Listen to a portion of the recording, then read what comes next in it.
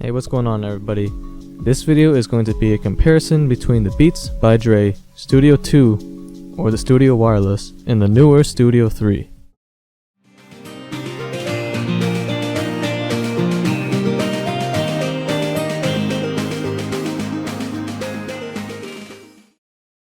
If you look at these two headphones, they look exactly the same. They have the same exact design, which I'm personally fine with because to me, these are still the best looking headphones out there in the market. If you look closely at the hinges though, you will be able to tell if it is the new or the old Studios by the engraving. Another way you can tell the difference between the new and the old is by the different color schemes if you recognize them. But other than these two ways, they are exactly the same, and it might be a little bit difficult to separate the two. So with the design being the same, it's no surprise that the build quality is also generally the same. They are both made of hard plastic with metal hinges that allow you to fold up the headphones. Now it's hard for me to tell if Beats used a more durable plastic on the new Studios, but if they did, it's not really noticeable. They both feel basically the same with, the usual creaks from the plastic.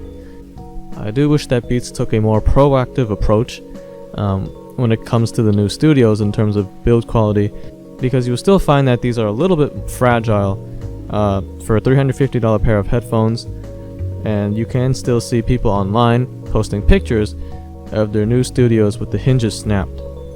So moving on to the comfort, it is also basically the same, but I would give a small edge to the Studio 3s. The new Studios feel like they have a softer ear pad, which makes them more usable for longer hours of listening. But this difference is so tiny that I think most people won't notice.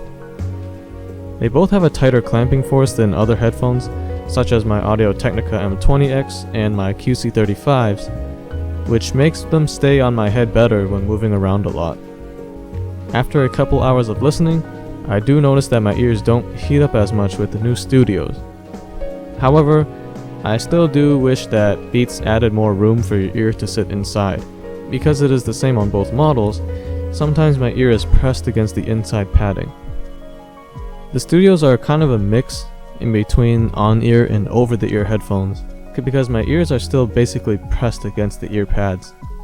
So the physical appearance and build basically being identical, the big upgrades you'll see here are coming from the internals, the biggest being Apple's W1 chip.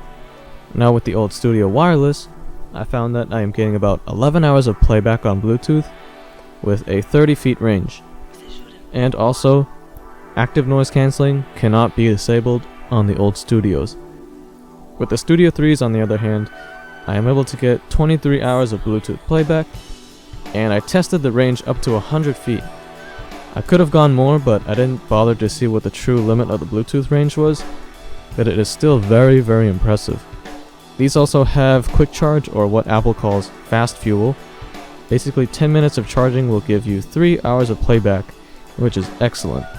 Now you also have the ability to disable and enable adaptive noise cancelling just by double tapping the power button. The new Studios also have this feature like with fast pairing with your Apple devices. I have Android, so I can't experience any of the fast pairing benefits with the W1 chip. So the main benefits for me, and if you're an Android user, is going to be the extended battery life. I also noticed a difference in the Bluetooth connectivity. Every time I go to turn on the Studio Wireless, it will automatically enter pairing mode, so I can pair with any available device. The new Studios, on the other hand, will automatically try to connect to the previous device that it last connected to. So I can't pair it with a new device unless I manually set the Studio 3 in pairing mode, and this is done by holding the power button for 5 seconds. On to noise cancelling performance, I think Apple has made a huge improvement here. To me, I don't think the old Studios had effective ANC. It was more of just a hiss to mask the background noise, and I could still basically hear everything. The ANC on the new Studios are a lot better, and it is a huge improvement. I can definitely notice a lot more background noise being cancelled out.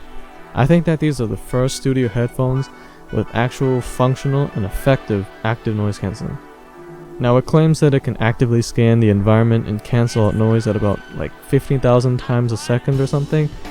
This all sounds impressive, but it is still not as effective as my Bose QC35s in terms of noise cancellation.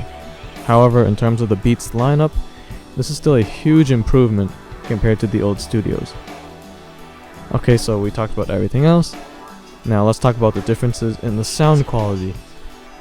When the Studio 2s were first released, people really liked how the bass was toned down, and this was a huge step for Beats, because people said that the sound quality was drastically better than the Studio 1s. Now with the Studio 3s, they toned down the bass even more than the Studio 2s. When I first put these on, it was really surprising how little bass it had. I had to let the headphones burn in for a couple of hours before they sounded better than how they did straight out of the box. Now to me, the Studio 3s sound more balanced, and it's weird to say this because these are Beats, and you know, Beats is not known for having balanced sound, but these really do sound pretty well balanced. Because the old studios have more bass in the signature, and the sound signature is more V-shaped, it sounds more fun and it has a more classic Beats sound. The newer studios are in this weird middle ground where it doesn't sound that fun because it is lacking a lot of the lower end bass, and it isn't clear enough to be professional studio monitoring headphones. I personally like more balanced headphones, so I will still go with the Studio 3s, but you should try both of them to see what sound you prefer. I would say in general though, the sound is much more improved with the new studios, and I definitely like this new upgrade compared to the old one. But again, this is subjective. So in conclusion, it's kind of no surprise that the Studio 3s are better in basically every way, but I still think the old studios are a viable option if you have a tighter budget, you don't plan on using these for very long periods of time without charging them, noise cancelling isn't a big deal to you, and most importantly, you want a more classic Beats sound with more bass. The Studio 3s are obviously better in every way, but it just depends whether or not those upgrades and improvements are worth more than double the price you will be dishing out for them. So that's it for this comparison, guys. Thanks for watching, and stay tuned for more videos.